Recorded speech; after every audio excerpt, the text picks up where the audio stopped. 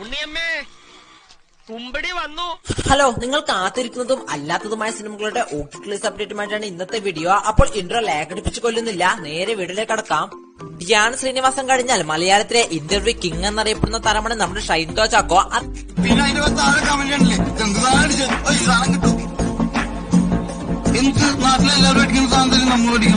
അത്തരത്തിൽ ഷൈൻടോ ചാക്കോ, അഹാന കൃഷ്ണ എന്നീ കൂട്ടുകെട്ടിലൊരുങ്ങി തിയേറ്ററിൽ നിന്ന് പടക്കം പൊട്ടണ പോലെ പൊട്ടിയ മലയാള ചിത്രമാണ് അടി. അപ്പോൾ ഫാമിലി എന്റർടൈൻമെന്റ് ബേസ്ഡ് ഒരുങ്ങിയ ചിത്രം ഇപ്പോഴത്തെ C5 വഴിയും പിന്നെ നമ്മുടെ സ്വന്തം ഗ്രാമപ്രദേശങ്ങളിലും സ്ട്രീമിംഗ് ആരംഭിച്ചിട്ടുണ്ട്. വിഷ്ണു ഭരതൻ അറിയപ്പെടുന്നുണ്ടെന്നറിയില്ല, വെറുതെ തട്ടിവെടുത്ത മക്കളെ മാമനോടൊന്നും തോന്നല്ലേ. അപ്പോൾ വിഷ്ണു ഭരതന്റെ സംവിധാനത്തിൽ മലയാളത്തിലൊരുങ്ങിയ അതെ ഹൊറർ ത്രില്ലർ ചിത്രമാണ് ഫീനിക്സ്. അജു വർഗീസ്, അനൂപ് മേനോൻ എന്നിവർ പ്രധാന വേഷത്തിലെത്തിയ ഈ ഒരു സിനിമയുടെ OTT അവകാശങ്ങൾ ആമസോൺ പ്രൈം സ്വന്തമാക്കുകയും ചിത്രം ഇപ്പോൾ സർപ്രൈസായി ആമസോൺ വഴി മലയാളം ഉൾപ്പെടെയുള്ള ഭാഷകളിൽ സ്ട്രീമിംഗ് ആരംഭിച്ചിട്ടുണ്ട്.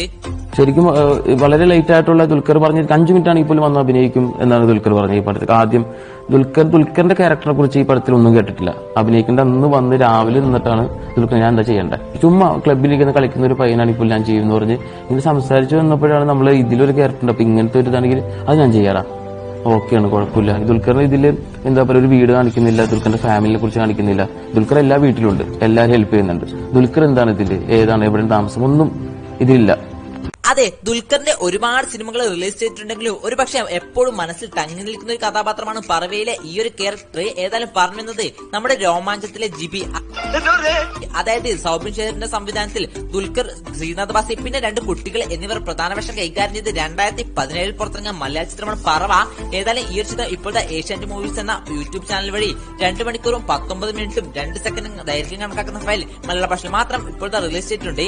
പക്ഷേ 2017 പുറത്തിറങ്ങിയ ചിത്രം ഇപ്പോൾ എന്തിനാണോ ഇങ്ങനെ ഓട്ടിക്ലിസ് ചെയ്തത്?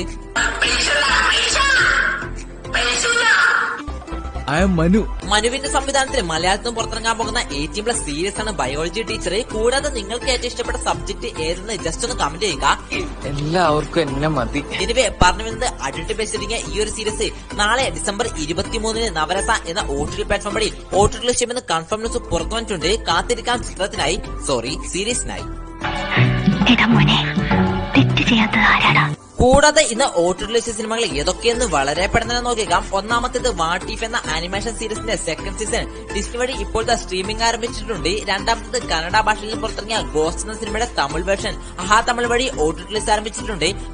അപ്പോൾ ഇതുപോലുള്ള കൂടുതൽ OTT അപ്ഡേറ്റുകൾ നിങ്ങൾക്ക് മുമ്പിൽ എത്തണമെന്നുണ്ടെങ്കിൽ നിങ്ങൾ ഈ ചാനൽ ഒന്ന് മറക്കാതെ സബ്സ്ക്രൈബ് ചെയ്യുക. പുതിയൊരു വീഡിയോ വരുന്നത് വരെ എല്ലാവർക്കും ബൈ.